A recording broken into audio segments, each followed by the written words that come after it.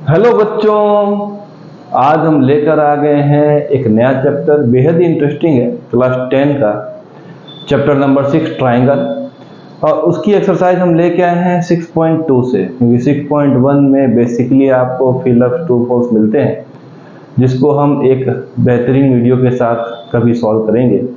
और जो अच्छे क्वेश्चंस की शुरुआत होती है, जो कि बोर्ड एग्जाम्स में आते हैं कहीं ना कहीं, वो आते हैं 6.2 और 6.3 में से। तो इनको हमें सीखना बेहद ज़रूरी है।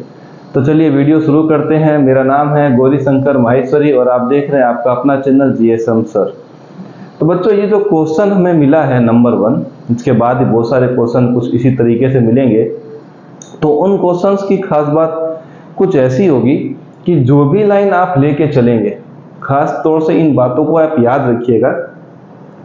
ट्राइंगल में टोटल 3 साइड, अगर एक साइड के सामने आपको एक लाइन मिले जो कि उसके पैरेलल है, और अगर दो बची हुई साइडों के डिस्टिंक्ट पॉइंट पे वो लाइन कट के वो जा रही है, कौन सी? जो पैरेलल है, ये वाली लाइन पैरेलल है, बची हुई दो साइडों के 2 पॉइंट पे कट कर रही है, तो जो रेशियो मिलते हैं वो क्या होते हैं? आपस में इक्वल होते हैं। सेम कंडीशन आप यहाँ देखेंगे तो ये लाइन इसके पैरेलल है, तो डिस्टिंक्ट पॉइंट यहाँ मिलेंगे, तो इसका रेशियो इसके साथ, इसका रेशियो इसके साथ क्या होगा बच्चों? इक्वल होने वाला है। हम इसको बेहतरीन तरीके से कुछ वक्तों में, कुछ समय में, कुछ वक्त के बाद हम सीख ही लेंगे। तो चलिए वीडियो शुरू करते हैं। यहाँ क्वेश्चन नंबर गिवन है कि फिगर 1 में और फिगर 2 में DE पैरेलल BC। DE किसके पैरेलल है? BC के पैरेलल है। तो पहले क्वेश्चन में EC फाइंड करना है और दूसरे क्वेश्चन में AD फाइंड करना है।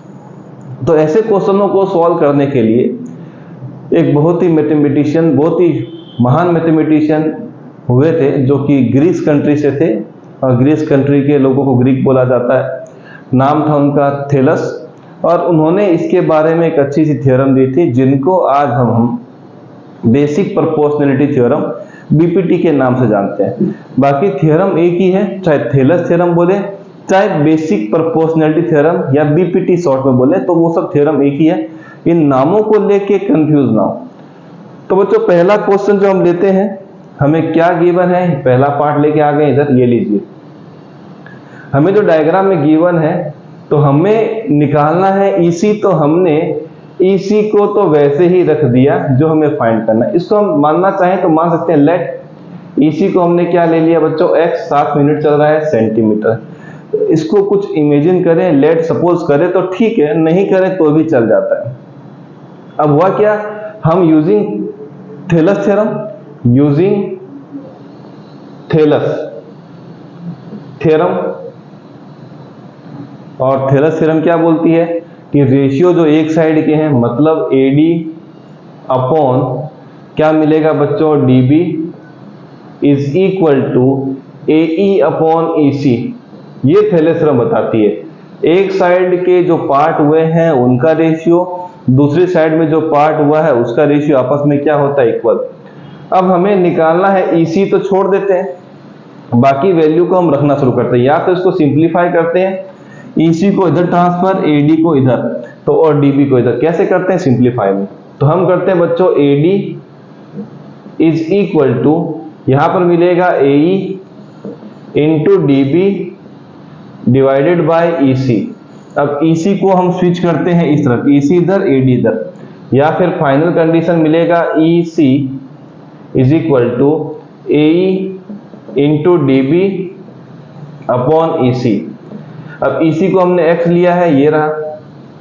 माने चाहे ना माने, मैंने पहले बोला था इसको सॉल्व कर सकते हैं तरीके से। AE की वैल्यू है बच्चों 1, लिख दिया 1। DB की वैल्यू है बच्चों 3, ठीक है।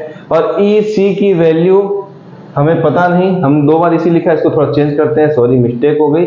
यहां लिख देते हैं बच्चों AD लिख देते हैं। AD की वैल्यू है बच्चों हमारे पास 1.5, थोड़ा सा करेक्शन कर लीजिएगा, ठीक है सर। अब 1.5 को 2 टाइम करते हैं तो 3 मिलता है। 1.5 2 जा 3, x इक्वल टू 1 इंटू 2 कितना आ गया? 2 सेंटीमीटर। तो मतलब हमें EC की वैल्यू मिल गई बच्चों 2 सेंटीमीटर। पहले पार्ट का आंसर तो तुरंत आ गया। अप्लाई करना है थ्योरम, वीडियो देख लेते हैं एक बार। बहुत ही अच्छा, सब कुछ विजिबल, कोई टेंशन नहीं है।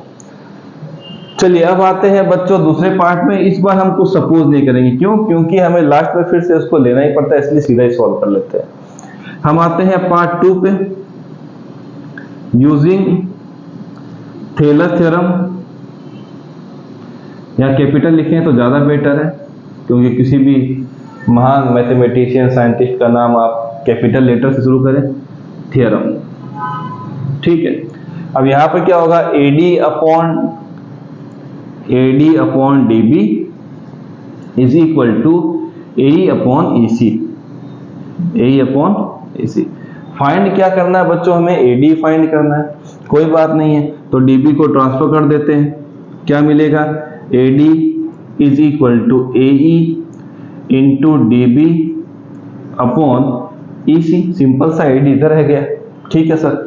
अब AD को हम यहीं चुपचाप रख करके AE की वैल्यू कितनी है बच्चों, 1.8, DB की वैल्यू है 7.2, डिवाइडेड बाय EC की वैल्यू कितनी है बच्चों, 5.4, ठीक है। कट करते हैं तो 18 3 जा 54 होता है, ये लीजिए। अब पॉइंट से पॉइंट कैंसिल हो गया, क्योंकि पॉइंट के बाद एक डिजिट, यहाँ भी पॉइंट के बाद एक डिजिट, को कैंसिल हो जाता है। अब यहां से कट करेंगे तो 24 3 जा 72, 3 से कट करेंगे तो 24 टाइम, पर पॉइंट के बाद एक डिजिट है तो यहाँ भी पॉइंट के बाद एक डिजिट, तो हमें जो बच्चों AD मिला है उसकी वैल्यू आ गई 2.4 सेंटीमीटर। तो कुछ लेट ना करें, सपोज ना करें तो दिक्कत कम होती है, वरना उसको आपको मेंशन करना पड़ता। तरीके दोनों ही बता दिए गए, ये वाला लेट करके, सपोज करके, और ये वाला देख लिया जाए, सब कुछ क्लियर है। चलिए सब कुछ ओके है, थोड़ा सा लाइट का फोकस आ रहा है, कोई इश्यू नहीं, समझ में आ जाना चाहिए। तो ध्यान रखिएगा, जो ट्राइंगल है, ध्यान रखने वाली बात, टेलर थ्योरम, BPT थ्योरम क्या है, 3 साइडों में जो ट्राइंगल के हैं, एक साइड के पैरेलल अगर आप लाइन को खींचते हैं और वो उस ट्राइंगल के बाकी बची हुई 2 साइडों को 2 पॉइंटों पे कट करती है, तो जो एक साइड का रेशियो है वो किसके इक्वल होता है, दूसरे साइड के रेशियो के इक्वल हो जाता है। टेलर थ्योरम से हमने इसको सॉल्व किया। मिलेंगे नेक्स्ट क्वेश्चन के साथ ऐसे ही कुछ क्वेश्चन को लेकर के, तब तक के लिए टेक केयर एंड बाय।